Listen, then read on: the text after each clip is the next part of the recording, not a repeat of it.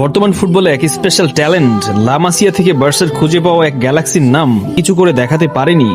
বার্সার সবচেয়ে বড় এক্স ফ্যাক্টর লামিন। শুধু বার্সা বললে ভুল হবে, স্পেনের হয়েও ইউরো জেতাতে বড় ভূমিকা রেখেছেন লামিন। বার্সা স্পেনের মধ্যমণি এই 17 বছরের ছেলেটা, সে যে পরবর্তী ফুটবল বিশ্ব শাসন করতে এসেছে এর কোনো সন্দেহ নেই। মাঠে লামিন যা যা করেন তা দেখতে ঠিক ম্যাজিকের মতো।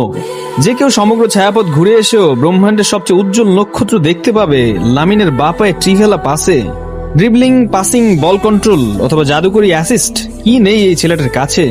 ইয়ামাল হলো এক শিল্পী যার রং তুলি হচ্ছে বল আর ক্যানভাস, 120 গজের সবুজ গালিচা, সব মিলে যেন পাবলো পিকাসোর আঁকা কোনো এক চিত্রশিল্প। এক কথায় বলতে গেলে মাঠে লামিন ইয়ামালের উপস্থিতি যেন এক টুকরো মুক্তোর মতো, যা আমাবস্যার অন্ধকার রাতেও জ্যোৎস্নার মতো আলো ছড়ায়। বার্সেলোনায় অনেক রথী মহারথীরা খেলেছেন, সবকিছু ঠিকঠাক থাকলে, নিজের প্রতিভা মিস ইউজ না হলে হয়তোবা ক্যারিয়ার শেষে নু ক্যাম্পের আকাশে লামিনের নামটা ধ্রুবতারার মতো জলজল করবে।